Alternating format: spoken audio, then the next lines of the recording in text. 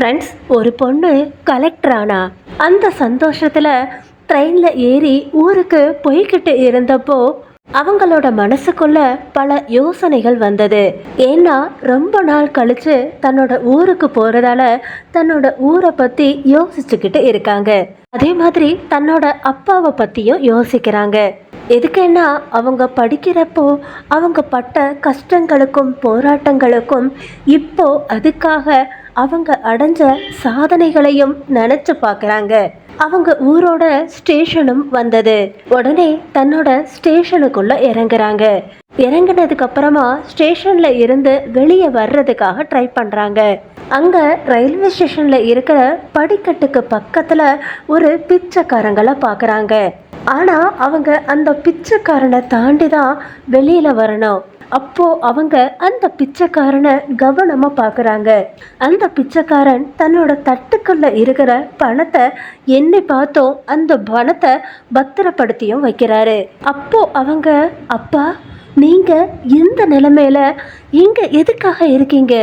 அப்போ அந்த பிச்சைக்காரனுக்கு தன்னோட பொண்ணை பார்த்துட்டு அவங்களோட கண்கள்ல இருந்து கண்ணீர் வர ஆரம்பிச்சது. இத்தனைக்கும் அந்த பொண்ணு யாரு? கலெக்டர் மேடத்தை பாப்பான்னு கூப்பிடுற அந்த பிச்சைக்காரன் யாரு? உண்மையிலேயே கலெக்டர் அம்மாவோட அப்பானா எதுக்காக பிச்சை எடுத்துக்கிட்டே இருக்காரு? உண்மையிலேயே ஃப்ரெண்ட்ஸ், இந்த கதை எவ்வளவோ ஹார்ட் டச்சிங்காக எமோஷ்னலாக இருக்கும், இன்ஸ்பிரேஷனாகவும் இருக்கும். ஸோ வீடியோவை தவறாமல் கடைசி வரைய பார்த்துட்டு ஹரஹர மகாதேவா அப்படின்னு கமெண்ட் பண்ணுறதுக்கு மட்டும் மறந்துடாதீங்க. ஃப்ரெண்ட்ஸ், ஒரு சின்ன கிராமத்தில் ஒரு மகிழ்ச்சியான குடும்பம் இருந்தது. அந்த குடும்பத்தில் அம்மா அப்பா இருந்தாங்க. அவங்களுக்கு 10ஆம் படிக்கிற ஒரு பெண்ணும் இருந்தாங்க. அந்த பெண்ணோட பேர் ராதிகா. ராதிகா சின்ன குழந்தையில இருந்தே படிக்கிறதுலையும் எழுதுறதுலையும் ரொம்பவே புத்திசாலி. அவங்களோட அப்பா அம்மாவும் ராதிகா பெரிய அதிகாரி ஆகணும் அப்படின்னு ஆசைப்பட்டாங்க.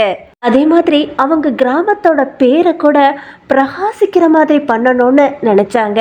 உண்மையிலேயே ராதிகாவோட அப்பா அம்மா விவசாய வேலைகளை பண்றவங்க. தன்னோட மக நல்லா படிக்கிறதால நல்லா படிக்க வச்சு பெரிய அதிகாரி ஆக்கணும்னு நினைச்சாங்க. அதே மாதிரி அவங்களுக்கு ராதிகா தவிர வேற குழந்தைங்களும் கிடையாது. எதுக்குன்னா ராதிகாவோட அம்மா அப்பாவுக்கு 2 குழந்தைங்க இருந்தா அவங்கள பராமரிக்கிறது ரொம்பவே கஷ்டம்னு தெரியும்.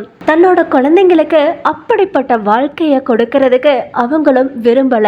அவங்க வளர்ந்ததுக்கு அப்புறமா குழந்தைங்க பாதிக்கப்படுறத விரும்பல. அதனாலதான் அவங்க இன்னொரு குழந்தையையும் பெத்தெடுக்கல.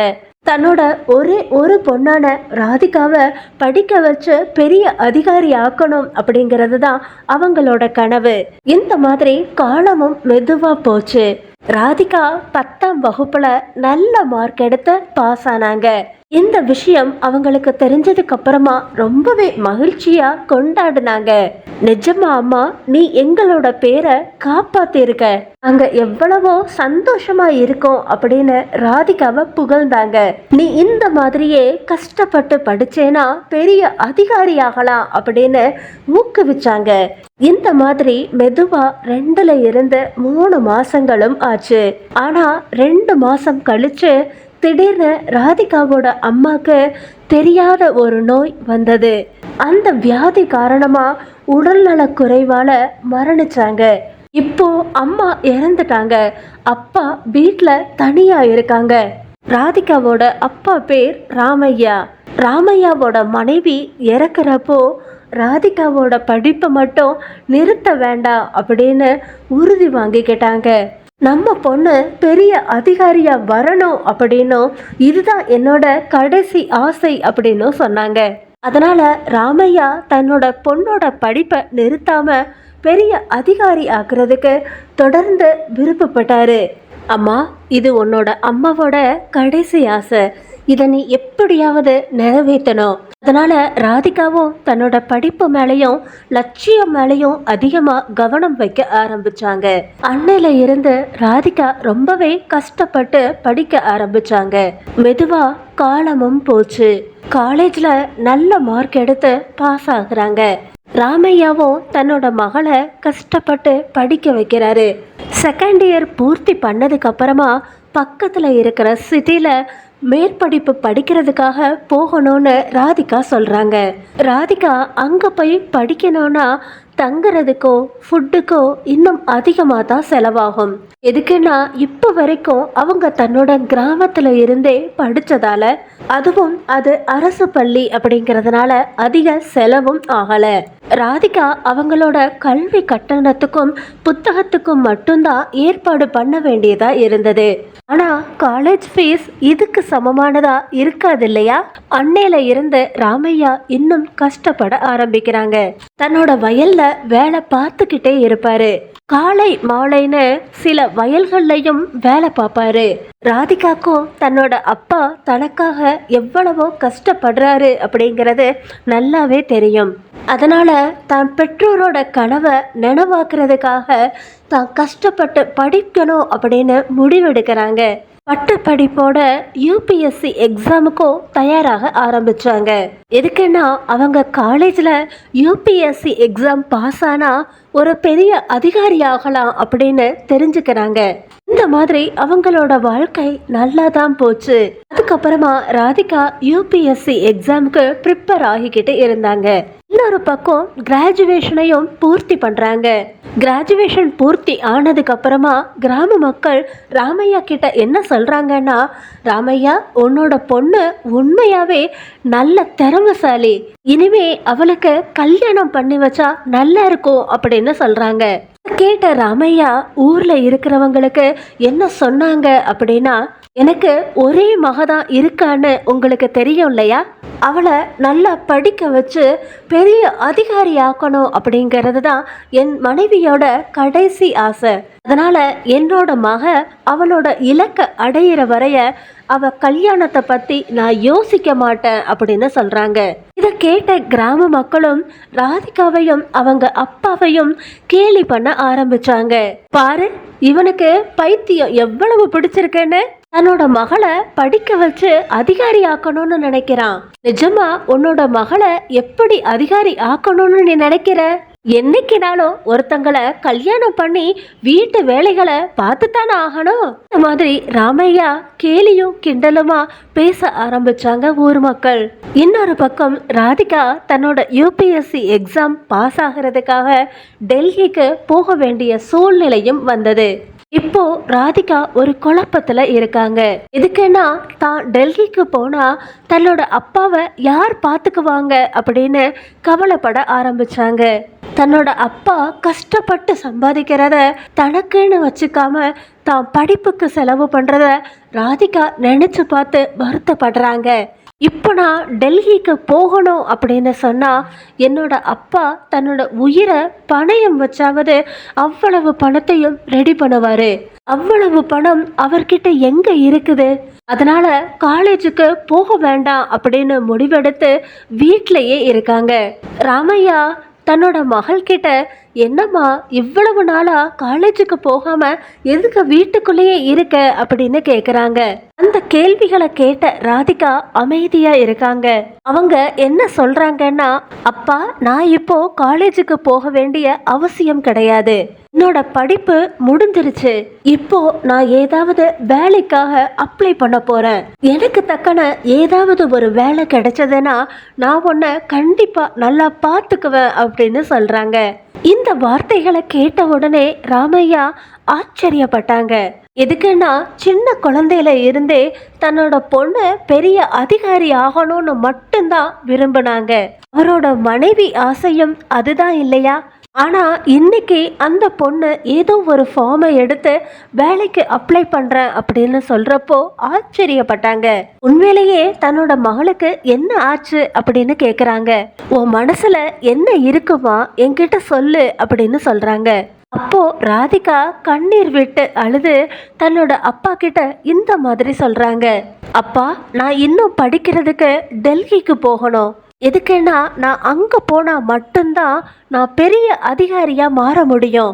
நீ சம்பாதிக்கிறது முழுவதுமா எனக்காகத்தான், என்னோட படிப்புக்காகத்தான் செலவு பண்றேன்னு எனக்கு நல்லாவே தெரியும். இப்போ நான் அங்க போனா உன்னோட நிலைமை என்ன ஆகும்? உன்னை யார் பார்த்துக்குவா அப்படின்னு கேக்குறாங்க. இந்த வார்த்தைகளை கேட்டு ராமையாவோ கண்ணீர் விட்டு தன்னோட மகளோட தலைமையில கைய வச்சு, அம்மா நீ உண்மையிலேயே அறிவுள்ள புள்ளம்மா. நீ என்ன பத்தி யோசிச்ச சரி, ஆனா உன்னோட அம்மாவோட ஆசை என்ன? உன்னோட அப்பா உன்னை பெரிய அதிகாரி ஆக்குறதுக்காக எவ்வளவு நாளும் உழைக்கிறதுக்கு தயாரா இருக்கேன்னு உனக்கு தெரியாதா? என்ன நடந்தாலும் சரி, நீ படிச்சு தான் ஆகணும். உன்னோட படிப்புக்கு எவ்வளவு செலவாகும்னு சொல்லு, அவ்வளவு பணத்தையும் சேகரிச்சு உனக்கு கொஞ்ச நாள்லயே தந்துடுற. எந்த தொந்தரவுமே படாம அங்க போகலாம் அப்படின்னு சொல்றாங்க. அப்பா இது நிறைய பணம், நீ எங்க இருந்து வாங்கிட்டு வருவ அப்படின்னு கேக்குறாங்க. ஆனா ராமையா மட்டும், அம்மா நீ பணத்தை பத்தி கவலைப்படாத. தன்னோட அப்பாவோட வார்த்தையை கேட்டதுக்கு அப்புறமா ராதிகாவும் உணர்ச்சி வசப்படுறாங்க. ராதிகாவும் தன்னோட அப்பா மேல கையை போட்டுக்கிட்டு, சரிப்பா உன்னோட ஆசையை நிறைவேற்றுறதுக்காக நான் கஷ்டப்பட்டு உழைக்கிறேன் அப்படின்னு உறுதி அளிக்கிறாங்க. உடனே ராதிகா தன்னோட அப்பா கிட்ட 1000 ரூபாய் பணத்தை கேட்குறாங்க. இந்த பணத்தை நீங்க எப்படி ஏற்பாடு பண்ண முடியும்? அப்போ ராமையா, நீ கவலைப்படாதம்மா அப்படின்னு சொல்லிட்டு ராமையா ஒரு கடைக்காரங்க வீட்டுக்கு போறாங்க. அவங்க இருக்கிற ஒரே ஒரு வீடை விற்கிறதுக்காக பார்க்குறாங்க. எதுக்குன்னா தன்னோட மகளோட எதிர்காலத்துக்காக இந்த வீட்டை விற்றா என்ன தப்பு? என் பொண்ணு பெரிய ஆஃபீஸர் ஆயிட்டானா திரும்ப இந்த வீட்டை வாங்கிக்கலாம் அப்படின்னு அந்த சேட்டுக்கிட்ட சொல்றாங்க. அதனால தன்னோட வீட்டை விற்க சொல்லி சேட்டுக்கிட்ட ராமையா பேசுறாங்க.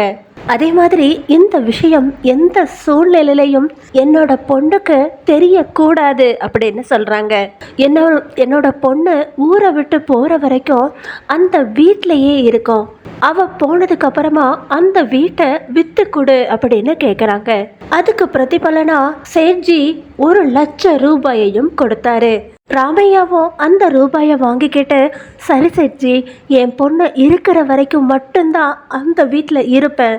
இப்பல இருந்து நான் வாடகை வீட்டில் இருக்கிறதாவே கணக்கு எடுத்துக்கிறேன். எனக்கு கொடுக்குற பணத்துல இருந்து அந்த வாடகை பணத்தை கழிச்சுட்டே கொடுங்க அப்படின்னு சொல்றாங்க.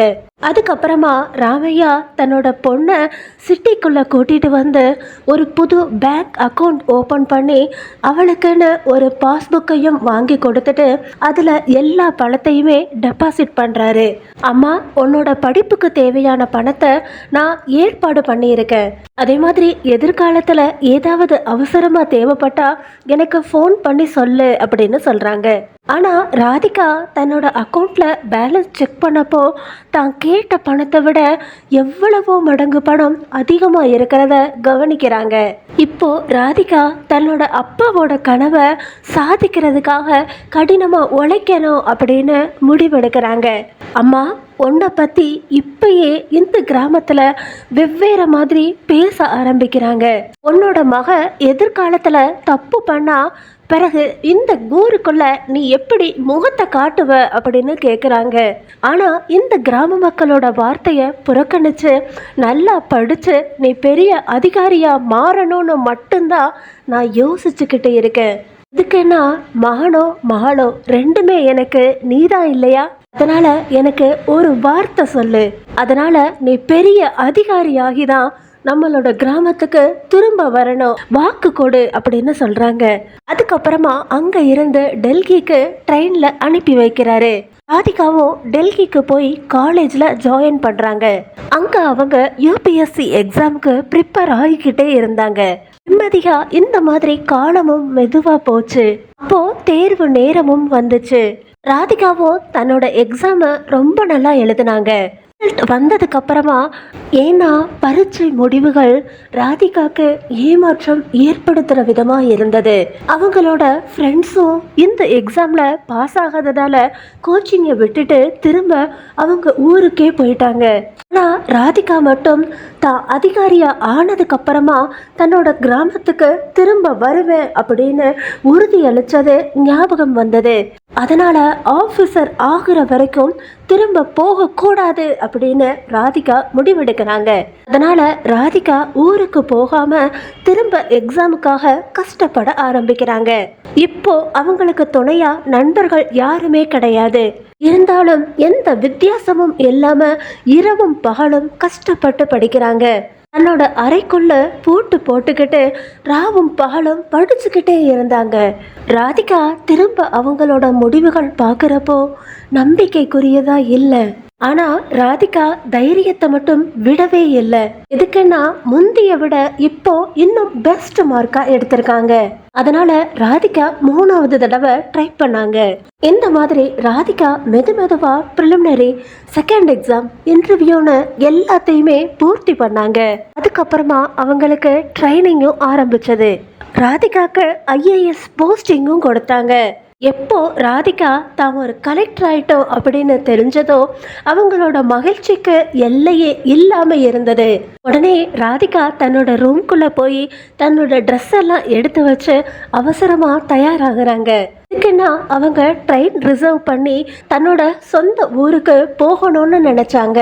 ட்ரெயின்ல உட்கார்ந்துருக்கிறப்ப கூட தன்னோட அப்பா தன்னோட ஊரை பத்தி தான் நினைச்சுக்கிட்டு வந்தாங்க. எப்போ அவங்களோட ஊர் ஸ்டேஷன் வந்த உடனே இறங்குனாங்களோ அப்போ அவங்களோட மனசுக்குள்ள பல விஷயங்கள் ஓட ஆரம்பிச்சது. இத்தனை வருஷத்துக்கு அப்புறமா தன்னோட அப்பாக்கு முன்னாடி தான் ஒரு பெரிய ஆஃபீஸரா வந்து நிக்கிற தருணத்தை எதிர்பார்த்து சந்தோஷப்படுறாங்க. அப்போ ஸ்டேஷன்ல இருந்து வெளியில வர்றதுக்காக ராதிகா மாடிப்படி ஏற போறாங்க.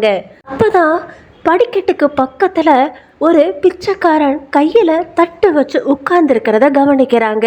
அவங்களோட கிண்ணத்துல கொஞ்சம் பணமும் இருந்தது. அந்த பிச்சைக்காரன் அவங்களோட பணத்தை எண்ணி பார்த்துக்கிட்டே இருக்காங்க. இதை பார்த்ததும் ராதிகாக்கு தன்னோட தந்தை ஞாபகம் வந்தது. ஒரு தடவை அவங்க முன்னாடி போய் பரிதாபப்பட்டு அவங்க கிட்ட பணத்தை போடுறதுக்காக பக்கத்துல போறாங்க. அதுக்கப்புறமா ஐயா அப்படின்னு கூப்பிட்டு அவங்களோட முகத்தை பார்த்ததுக்கு அப்புறமா அந்த பிச்சைக்காரனும் அவங்களோட முகத்தை பார்க்குறாங்க. அவங்கள பார்த்ததுக்கு அப்புறமா அழ ஆரம்பிக்கிறாங்க. இதுக்குன்னா ஃப்ரெண்ட்ஸ், அந்த பிச்சைக்காரன் வேற யாரும் கிடையாது, ராதிகாவோட அப்பா ராமையா. உண்மையிலேயே இங்க எதுக்காக பிச்சை எடுக்க வேண்டிய சூழ்நிலை வந்தது? ராதிகாவும் தன்னோட அப்பா கண்கள்ல இருந்து கண்ணீர் வர்றதை பார்த்த உடனே அழ ஆரம்பிக்கிறாங்க. அப்பா, இன்னைக்கு உங்களோட கனவை நான் நிறைவேற்றிட்டேன். ஆனா நீங்க மட்டும் எதுக்காக இந்த மாதிரியான சூழ்நிலையில இருக்கீங்க? அதுக்கப்புறமா ராதிகாவோட அப்பா அமைதியாகி மொத்த கதையையும் ராதிகா கிட்ட சொல்ல ஆரம்பிக்கிறாங்க. அம்மா, உன்னோட கணக்கில் நான் பணத்தை டெபாசிட் பண்ண விஷயம் உனக்கு ஞாபகம் இருக்கு இல்லையா? அப்போ ராதிகாவும் ஞாபகம் இருக்குப்பா அப்படின்னு சொல்றாங்க. நான் டெபாசிட் பண்ண பணம் எனக்கு எங்க இருந்து வந்தது அப்படின்னா, நான் நம்மளோட வீட்டை அன்னைக்கு வித்துட்டேன், அந்த பணம் தான் அது அப்படின்னு சொல்றாங்க. மீதி இருக்கிற பணத்தையும் என்னோட கையில வச்சுக்கிட்டு நம்மளோட வீட்லயே நான் வாடகைக்கு இருந்தேன். நானும் கஷ்டப்பட்டு உழைச்சு அந்த வீட்டோட வாடகையை சரியான நேரத்துல கொடுத்துக்கிட்டு தான் வந்தேன். ஆனா திடீர்னு ஒரு சின்ன விபத்துல என்னோட காலில் காயம் ஏற்பட்டுச்சு. அந்த காயத்தால என்னையால கடினமா உழைக்க முடியல. இப்போ அந்த வீட்டுக்கு வாடகை கூட கொடுக்க முடியாத சூழ்நிலைக்கு வந்துட்டேன். அதனால அந்த வீட்டில் இருந்தவங்க என்னை வீட்டை விட்டு வெளியில அனுப்பிட்டாங்க. அதுக்கப்புறமா நான் எங்கே போகிறதுன்னு தெரியாமல் இந்த ரயில்வே ஸ்டேஷனுக்கு வந்து சாப்பிட்றதுக்கு உணவு கூட இல்லாமல் இங்கேயே இறந்துக்கிட்டேன் அப்படின்னு சொல்கிறாங்க. பகலில் ரயில்வே ஸ்டேஷனில் தான் என்னோட நேரத்தை அனுப்புவேன் அப்படின்னு சொல்கிறாங்க. ஆனால் இந்த விஷயம்லாம் உனக்கு தெரிஞ்சா நீ ரொம்ப கஷ்டப்படுவ அப்படின்னு தான் நான் உன்கிட்ட சொல்லவே இல்லை. உன்னோட ஃப்ரெண்ட்ஸ் இந்த ஊருக்கு திரும்ப வந்தப்போ கூட இந்த விஷயத்த சொல்ல வேண்டான்னு நான் தான் அவங்க கிட்ட சொல்லி வச்சேன். ஆனால் இன்னைக்கு நீ பெரிய அதிகாரி ஆயிட்டேலம்மா, ஆனந்தமா இந்த மாதிரி கேட்குறாங்க. இனிமே எனக்கு எந்த வழியுமே இல்லை. அவங்களோட கண்களில் மகிழ்ச்சி கண்ணீர் வடிவத்தில் வர ஆரம்பிக்குது. எதுக்குன்னா தன்னோட மகளை கலெக்டர் ஆக்குறதுக்காக அந்த அப்பா என்னெல்லாம் பண்ணாரு. தன்னோட பொண்ணு அதிகாரி ஆகணும்னு அப்பா தவம் பண்ணாரு. ராதிகாவும் தன்னோட அப்பாவை தான் கூடயே கூட்டிட்டு போறாங்க. அதுக்கப்புறமா நேரா தன்னோட கிராமத்துக்கு போறாங்க. ஊருக்குள்ள போனதுக்கு அப்புறமா அவங்களோட வீட்டுக்குள்ளேயே தன்னோட அப்பாவை கூட்டிட்டு போறாங்க. அந்த வீட்டில் இருக்கிறவங்க கிட்ட கொடுக்க வேண்டிய பணத்தை கொடுத்து மீண்டும் வீட்டை தான் பேருக்கு எழுதி வாங்கிக்கிட்டாங்க. அதுக்கப்புறமா ராதிகா, அப்பா இனிமே நம்ம எந்த வீட்டில் நிம்மதியாக வாழ முடியும்? நான் இனிமே உங்களுக்கு மாதம் மாதம் நான் சம்பளம் அனுப்புகிறேன். அதுக்கப்புறமா ராதிகா திரும்ப ட்ரைனிங்காக டெல்லிக்கு போகிறாங்க. ட்ரைனிங் நேரத்தில் அவங்களுக்கு கிடைச்ச சம்பளத்தை தன்னோட அப்பாவுக்கு அனுப்புவாங்க. அன்னையில இருந்து அவங்க அப்பாவும் நல்ல வாழ்க்கைய வாழ ஆரம்பிச்சாங்க. அதே மாதிரி அந்த கிராமத்தை சேர்ந்த ஒருத்தரையும் தன்னோட அப்பாவை கவனிச்சுக்கிறதுக்கும் அப்பாவுக்கு தேவையான வேலைகளை செய்யறதுக்கும் நியமிச்சாங்க. எவ்வளவு பணம் வேணும்னாலும் நான் அனுப்புறேன், என்னோட அப்பாக்கு பக்கத்துல இருந்து சேவை பண்ணணும் அப்படின்னு சொல்றாங்க. அந்த நபர் கூட ரொம்பவே நேர்மையானவர். அதுக்காக ராதிகாவோட அப்பாக்காக உதவ ஆரம்பிச்சாங்க. இந்த மாதிரி 2 வருஷம் கழிச்சு ராதிகாவோட ட்ரைனிங்கும் பூர்த்தியாச்சு. ராதிகாவோட போஸ்டிங் பக்கத்துல இருக்கிற மாவட்டத்துக்கு கிடைச்சது. ராதிகா தன்னோட அப்பாவை கூட்டிட்டு போறதுக்காக சொந்த ஊருக்கு போறாங்க. அங்க போனதுக்கு அப்புறமா தன்னோட அரசாங்க கார்ல தன்னோட அப்பாவை கூட்டிட்டு போறாங்க. நேரா அரசாங்கம் கொடுத்த வீட்டுக்கு கூட்டிட்டு போறாங்க. இதுக்குன்னா ராதிகாக்கு இப்போ கவர்மெண்ட் ஹவுஸ், கவர்மெண்ட் கொடுத்த வெஹிக்கிளும் இருக்குது. அதே மாதிரி ராதிகாக்கு சேவை பண்றதுக்கும் சில தொழிலாளிகளையும் அரசாங்கம் நியமிச்சது. ராதிகா தன்னோட அப்பா கூட அந்த வீட்டிலேயே மகிழ்ச்சியா இருந்தாங்க. தன்னோட அப்பாவை நல்லா கவனிச்சுக்கிறதுக்காக பிரைவேட்டா இன்னும் கொஞ்சம் பேரை வேலைக்கு அமர்த்துறாங்க. தான் இல்லாத நேரத்துல தன்னோட அப்பாவை நல்லா கவனிச்சுக்கிறதுக்காக உத்தரவுகளை பிறப்பிக்கிறாங்க. இந்த மாதிரி தன்னோட வேலைகளை கவனிச்சுக்கிறதுக்கு சுமார் 6 மாசங்கள் ஆச்சு. ராதிகாவை பார்க்கறதுக்கு ராதிகாவோட கிராமத்துல இருந்து கொஞ்சம் பேர் திடீர்னு வந்தாங்க. அவங்க கிராமத்துல நடக்கிற ஒரு ஃபங்க்ஷனுக்காக கூப்பிடுறதுக்காக ராதிகா பக்கம் வந்திருக்காங்க. அவங்க, அம்மா இது ஒரு சமூக நிகழ்வு, அதனால நீ கண்டிப்பா வரணும் அப்படின்னு சொல்றாங்க. அதே மாதிரி இந்த ஃபங்க்ஷனுக்கு கிராமத்துல சின்ன குழந்தைங்கள இருந்து பெரியவங்க வரைய வருவாங்க. அவங்களுக்கும் ஒன்றை பத்தி தெரிஞ்சா நிறைய உத்வேகத்தை கொடுக்கும். எல்லார் முன்னாடியுமே வந்து உன்னோட கதையை சொன்னேன்னா எல்லாருக்குமே மோட்டிவேஷனலா இருக்கும். ஆனா ராதிகா அந்த கிராம மக்களோட வேண்டுகோளை நிராகரிக்கணும்னு நினைக்கிறாங்க. ஆனா எல்லா கிராம மக்களும் சேர்த்து கொண்டாடுற ஃபங்க்ஷன் அப்படின்ன உடனே சம்மதிக்கிறாங்க. ஃபங்க்ஷன் அன்னைக்கு ராதிகா அரசாங்கம் கொடுத்த கார்ல நேரடியா தன்னோட தந்தையோட கிராமத்துக்குள்ள போறாங்க. அங்க நடக்கிற விழாக்கள்ல கலந்துக்கிறாங்க. அங்க போனதுக்கு அப்புறமா ஸ்டேஜ் ஏறி தான் எப்படி கலெக்டர் ஆன அப்படிங்கிற கதைய சொல்றாங்க. தன்னோட அப்பாவோட தியாகத்தை பத்தி கிராம மக்கள் எல்லார்கிட்டையுமே சொல்றாங்க. கிராம மக்களும் ராதிகாவோட போராட்டத்தோட முழு கதையையும் கேட்டதுக்கு அப்புறமா கண்கள்ல இருந்து கண்ணீர் வடிச்சாங்க. எல்லார் முன்னாடியுமே ராமையா மீதான மரியாதையும் இன்னும் அதிகமாச்சு. அதே மாதிரி ராதிகா தன்னோட வேலையை நேர்மையா பண்ண ஆரம்பிக்கிறாங்க. கிட்டத்தட்ட 2 வருஷம் வேலை பண்ணதுக்கு அப்புறமா தனக்கு சமமான அதிகாரிய ராதிகா திருமணம் பண்ணிக்கிறாங்க. கல்யாணத்துக்கு முன்னாடி அவங்க கிட்ட ஒரு நிபந்தனையையும் விதிச்சாங்க. எனக்கு ஒரு அப்பா இருக்காங்க, அவங்க ஏன் கூட தான் இருப்பாங்க அப்படின்னு சொல்றாங்க. ஆனா கணவரோட குடும்பத்துல இருக்கிறவங்க இத நிராகரிப்பாங்க. ராதிகாவும் மாப்பிள்ளை வீட்டுக்காரங்க கிட்ட நடந்த கதை அத்தனையுமே சொன்னதுக்கு அப்புறமா ராமையாவை மதிச்சு அவங்களோட நிபந்தனைக்கு ஒத்துக்கிறாங்க. உன்னோட அப்பாவும் நம்ம கூடயே இருக்கலாம் அப்படின்னு ராதிகாவோட வருங்கால கணவரும் வாக்குறுதி கொடுக்கறாங்க. அதுக்கப்புறமா அவங்களோட விவாகம் ரொம்ப பிரம்மாண்டமா நடந்தது. ராதிகாவோட அப்பாவை தான் கூடயே வச்சுக்கிட்டாங்க. ராதிகாவும் தன்னோட கணவர் கூட சேர்ந்து திருமண வாழ்க்கைய மகிழ்ச்சியா ஆரம்பிக்கிறாங்க. நிஜமா ஃப்ரெண்ட்ஸ், இது ஏழை வீட்டு பெண்ணோட கதை. தன்னோட தந்தையோட கனவுகளை நனவாக்குறதுக்காக இரவும் பகலும் சாதிச்ச ஒரு பெண்ணோட கதை. ராதிகாவை பத்தி தெரிஞ்சதுக்கு அப்புறமா நீங்க என்ன நினைக்கிறீங்க? அதே மாதிரி ராதிகாவோட அப்பா ராமையா பத்தி உங்களோட கருத்துக்களையும் கண்டிப்பா கமெண்ட்ல தெரியப்படுத்துங்க. அதே மாதிரி இந்த வீடியோவை லைக் பண்ணி ஹர ஹர மகாதேவான்னு டைப் பண்ணுங்க. ஓம் நம சிவாயா.